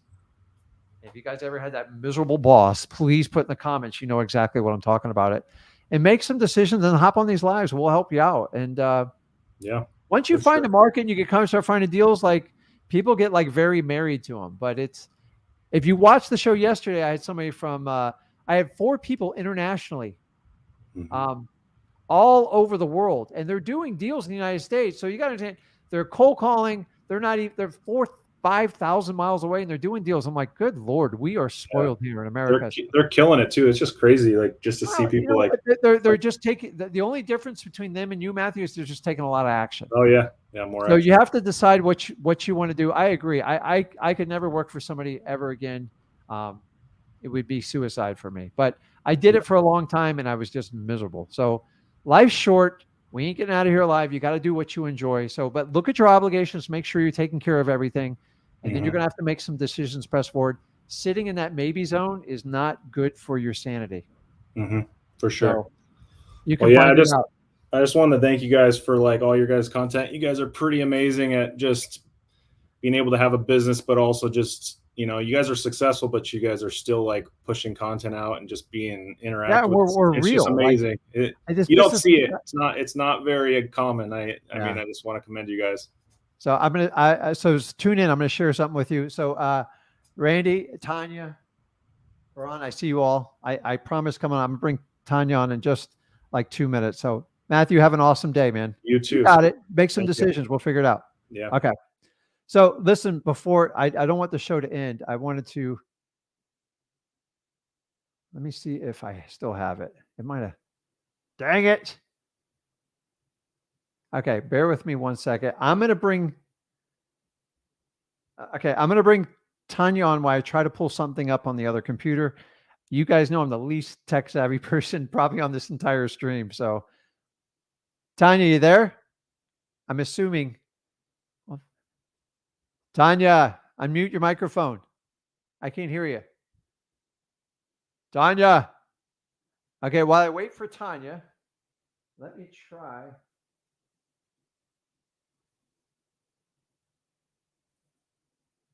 Okay. Let's see this. I'm going to show you guys something. I promise you, you'll enjoy it. Okay. Hey Rick, I don't have any questions. I'm just viewing for now. Oh, awesome. How you doing? Pretty good. How about you? Where are you located? I'm in Las Vegas. Awesome.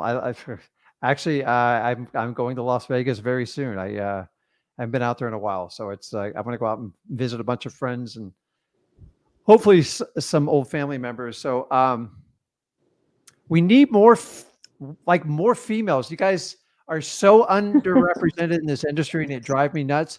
Are you curious about wholesaling or? Yeah, so I just got the content, the free wholesaling. Okay. I started watching that yesterday. Okay. But yeah, I'm definitely wanting to dip myself into real estate, and I think that's the beginner route to go. Okay. Yeah. How old are you, Tanya? I'm 22. Okay. So Zach's 22. So, God, my God, like you got the whole world in front of you. Just go through freewholesaling.com, tune back in and go to Wholesaling Houses for Real. And you got this. Like, just if you're curious about it, let me ask you, what's your draw to wholesaling? My draw? I actually saw this on TikTok. Like, I didn't know anything about real estate. And then it was somebody that mentioned it. And then it just kept coming in on my For You page, more and more content, and it just sparked my interest. But do you work right? Do you work right now? I do. I have a full-time job, but I don't know. I just knew that just working for somebody else is just not for me. Okay. Well, the really cool thing is we don't charge you anything. So take advantage of the information. And if you decide to take massive action, Tanya, I didn't figure this out till I was 33, and I went on a journey. And like, I never in my wildest dreams would have dreamt what would have happened just by taking action. And guys, keep this in mind. I was criticized by family. I had friends tell me I was crazy. I literally felt like I was on Mars when I jumped in this. You guys are a little bit different now. You got a lot more support and stuff like this. So if you want to make change, if you don't like working for someone else, if you want complete freedom of your time, if you want to take 3 months off and just go around the world, I'm telling you, wholesaling will do it. It's not a shortcut. You actually have to put in the work. I'm not going to like trick people, but it's amazing. You're going to put the work in somewhere. So you might as well put the work into yourself. But Tanya, go through, look through the course. We're live 4 times a week. Tune into us, share with what we're doing. And honestly, all we want to do is help people out. And I really appreciate you tuning in. And we need more women. I promise you, if a woman tunes in right now, I'll jump her to the top just because I just want to represent it. There's a lot of males in this industry. I'm not knocking it, but like I'm telling you right now, female wholesalers are 10 times more deadly than men. They're more patient. They know how to talk to people and they're less threatening. And that's why if you're new and you're definitely a female, I'm telling you, you have a competitive advantage. And I'm here to tell you. So especially virtually, because then you don't have to risk like a whole lot. Like it's just safe. So keep tuning in. And if you have a question, you know how to get a hold of us now, right? Yes, of course. Okay. You have a you have a wonderful, wonderful weekend, Tanya. You as well. Thank you. See you. Okay. So guys, I think I figured this out. So let me see here. So I'm going to show you something because like sometimes we get a little too serious in like wholesaling, and I want to share with you, guys, understand my son's only 22 and he's still my kid. Like I like a lot of people are like, oh, you're Zach. So Zach has a lot. I have a lot of fun because he's like my son. So let me show you something.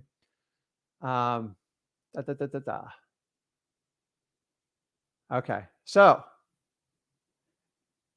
this right here is a picture of me and Zach.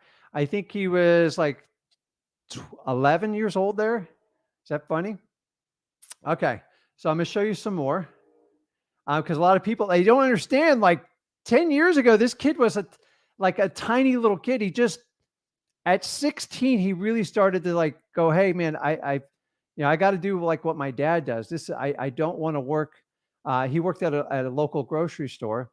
Where is it? And well, I'm not going to show you all of them. And then this was him when he started wholesaling. And I'm trying to prove a point to you here. Okay. So that's a picture I haven't done.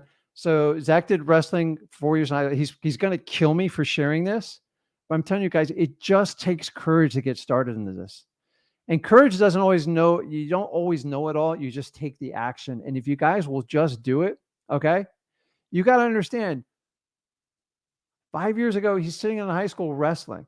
And so I always try to push my kids. And if you have guys, gals, your kids need to be pushed. You can't coddle them. You got to like let them experience life. And that's why Zach did so well at wholesaling. I always pushed. And we tend to push our kids in sports really hard. And all the parents can agree on here.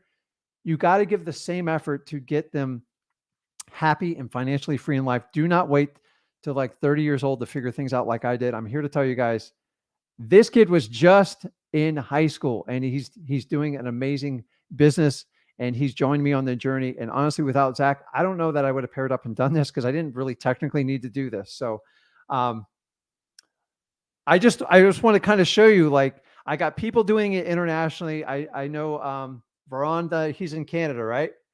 And guys, I've got literally 12 minutes, so I'm going to go a little speed round. So you got to have like one question. I'm hoping it's creative financing driven. If not, be fair to me because I've got like time questions. So Veron's shaking his head, so I'm going to save him for last. So Veron, don't hang up low. So Randy, what's going on, man? It's not a question on creative financing. Okay, well, what's going on? But I asked Zach the other day, and I did the whole numbers and stuff. But I just have one question on finding comps like for a property. It's 12 months, right? Do you guys find it in 12-month range, like comparable? You're talking about just purely comps. I missed some of what you were saying. I couldn't hear it. Like just finding comps on a property. Okay. What's the question though? Like do you guys find it, like, do you guys do the 12-month range or 6 months? I would never go past 12 months, and especially in today's market because it's rapidly changing. Yeah. 6 months is more realistic. And 12 months kind of tells you which way the property is going. So we all know which way properties have been going the last few years. So like you just need to see if they're bidding up or they're bidding down. But I'm here to share a little secret with you on this. You ready? Some of you people in the beginning spend too much time looking at comps. You're never going to get it perfect. I'm 20 years in the business. I still miss on comps sometimes. You have to focus on seller's motivation, because if you spend too much time on comps, in my opinion, you're probably overpaying for the property. It's just how it works. So if I have a property that's worth 200 grand and I'm trying to buy it for 180 and I'm trying to find a comp for like 215, 220 to give me permission to deal, that's not a deal. Okay. Comps should be very basic. When I first started, I had no ability to pull comps. I had to go like public records. It was a nightmare. That forced me to get really, really good deals. Fast forward today, between PropStream, which you can use listrei.com, you got Batch, you got so many tools, you got Zillow, you got Trulia, you got Redfin, like this, you got realtor.com. It's ridiculous. I used to have to go and like pay a realtor to pull comps. I'm here to tell you, if you're spending too much time on the comp, you're not spending enough time on focusing on motivated sellers. Like there's just some deals, they're just not going to work no matter how hard you try. And then you can double down on your mistake when you go, okay, well, the comps are going up, so I can squeeze this out of it. Only if you're in your local market and you really know the area and you can make it work.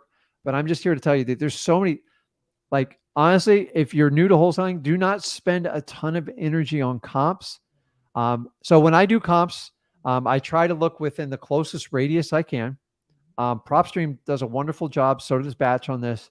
And I'm always going to look at the Zillow. Occasionally I'll look at realtor.com. And then I'm just seeing, are they all coming within a range? And then once you have that range, you have to make a decision, where we're going. A lot of times you actually have to look at the property or get some pictures of the inside, because if it's trashed on the inside, the comp's out the window, kind of like you're fighting over the last 15, 20 grand. It doesn't work. So I'm here to tell you, I need you to spend more time on pulling the right list and stuff like that. And if a comp, honestly, guys, like 5-10 minutes, move on. You cannot spend that much energy. And then when you get down to the final contract, you're in a contract, that's when you go a little bit deeper in comps and you have all the repair list. But so many people obsess over looking at the comps before you even have a contract. And to me, you waste a lot of time. I wasted a lot of time my first 2 years of comps. Like I almost thought about becoming a realtor. I spent so much time doing it. So your question I'm already telling what you're experiencing. Am I somewhat right or? Yeah. Yeah. Okay. Yeah. So I'm just telling you, like, honestly, if the deal's too tight, you got to recircle and go back at a better number or find out more details on the property. But if there's no motivation, the reality is if the house isn't motivated and the seller's not motivated, you are nothing more than a buyer on MLS and they're looking for the highest bidder. And once you accept that fact, you can move on. That is not wholesaling. That's what we call speculating. And I don't teach that. I don't do it. I've never done it. The only time I speculated when I bought my own home. And but you're not respect. You're going to live in the home and you sell it. Like you buy your personal home, you get the best deal possible at the market rate. Guys, there's a huge difference. So I'm here to tell you is, Randy, what I want you to do is spend a lot less effort on comping, because it's just, you can look at those numbers till you tremble. They ain't going to change. Like you're going to have a range, and then you got to figure out what's going on with the physical property, if it's up to par or not. And if you're targeting the right list, it should not be. Guys, it should not be. Very rarely do I find properties on my list that are perfect. Every now and then, but Randy, less time comping. Thank you very much. Appreciate it. Okay, bud. I'll talk to you, man. All See right. ya. Okay, everyone. So I answered that question. Now I feel obligated to answer your question. So what's going on, man? Hey, man. How you doing? It looks cold there. How cold is it outside? It got better now. It is around 14 degrees Celsius. Oh. See, so It is better. It is better. It was 0 or 3 degree. Oh my God. I'm not even going to do the conversion because America, we're the only, I think we're the only ones in the, I feel like the only ones in the world on this, like Fahrenheit. And it's like I actually prefer to be on the metric because I just feel like it's because the rest of the world's on it. I don't know how the United States, I don't know. They try to be unique. You got a lot of that ice and stuff on the ground? No, we went to mountains like for 3 days with my sister. Before I actually get into 90 days, I was like, okay, I'm gonna get myself out. And along that, I was calling sellers also when we were going there. So we went to mountains. There it was snowing, but on the south side here, it wasn't snowing at all. Okay, let's get to the question. We're on the clock here. Let's go. Okay, yeah. So as it's been a week, right? I just been accountability call. I'm taking the course, right? I think I'm on a marketing module. Okay. As I was like all excited, I was like, I'm gonna make it happen. Yeah. Before from year or a year and a half, I was just waiting because I want to get into license real estate, like a realtor. And because I'm not a permanent resident, so it was really hard to get it. And as I was like completely focused on wholesaling and Airbnb now, I have one Airbnb, and it was doing good. Okay, focused on wholesaling. When I just got back from the mountains, I received an email that they accepted my application without even permanent residency because I was just kept calling them, And now I was like, when I gave up on that, like after a year or year and a half, like I have to wait for my permanent residency, which is gonna take, I don't know how much time, maybe a year or maybe 6 months. So I focused on wholesaling, and it came up that my course for realtor course got approved. So my just question was, should I go with both of them alongside, because realtor stuff will be just in Canada here in Alberta province. Yeah. And wholesaling, I want to focus in states first. Okay, so I'm on a limited time here. What is there a huge cost to becoming a realtor there? 3-4 grand, which is all right. I know I can get it back in like, when I get my license, I can get it back in like 2 or 3 months. I just wanted to know, like, is there a lot of competition in Canada with realtors? I'm not scared of competition. I would have clients because I have good presence with the Indian community here. Listen, Varun, that, like, honestly, it's a personal choice. I'm not going to give you good guidance on it. No, my feeling in the States, I tell wholesalers not to get their license, but because you're in Canada, it's like a different world, and wholesaling is kind of relatively new. It might be a good backdoor for you to penetrate, but you got to do what's best for you. Like, you actually know the answer better, and by me advising on you, I'm going to do you. I'm not going to do you a favor. So if you can, if you can make some money on it and make a return and help penetrate wholesaling, then go for it. Yeah. But remember, I think it just became a question for me because it had to happen when I gave up on it. I was like completely focused on real estate and wholesaling and Airbnb, and it boom. Can you do both? Is my question. And is your goal to become a wholesaler full time and just use realtor? My goal is to be an investor, a sophisticated investor. Like I want to get into commercial in realtor. That's why I want to get realtor license, get into commercial, and buy investor properties here. So there's plenty of investors in the United States that are both. It's not my cup of tea. And if you're starting out today, I wouldn't do it. But being in Canada, if you can make the money back and you can still dedicate to wholesaling, then go ahead and do it. So I got to cut you off, but I got to run. Yeah. But make that decision and let me know next week what you come up with. Okay. We'll see you next week. Thank you so much for your time. Awesome. Okay. So guys, I just gave you 2 hours of everything you want to know about creative financing, some wholesaling. So do me a favor. Give me a thumbs up, a like, a smile, a heart. Hit that subscribe button. We go live every week. You guys know exactly where we are. You can visit us on YouTube. You guys can hit us at Flip with Rick. My son's got his channel. He offers some additional content on there. Is that Ginn? You also have Rick Ginn. I just opened that back up, and I'm going to kind of do some personal stuff on there too. Just, funny stuff. Like, I like to have fun. And so guys, hit us up, subscribe to them all. And guys, if you're doing wholesaling, you just promise me to like have fun. Don't be boring. You got to have fun with what you do. And I find some people really struggle with that part. So guys, visit us on YouTube, go to Wholesaling Houses for Real. You guys know where to hit up the course, freewholesaling.com. We are the only wholesalers that offer 100% training 25 years experience. It's 100% free, and it's not going to change. People can say, Rick, you're going to offer a course. You're going to offer a course. I'm not, guys, dude. I do just fine. I don't need to flip students.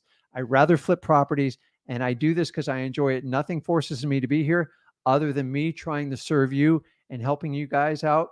Guys, go out and take action. Remember, the only difference between you, me, Zach, Corey, any of these people on there is they get the courage to actually take the action. Guys, I have all the tools you need. Go to freewholesaling.com. I'll show you how to do this business. I will see you in the next live. You guys have a phenomenal weekend. Go out there and get a deal. Take that courage. Take that action. I'll see you in the next broadcast, guys. Have a good one. See you.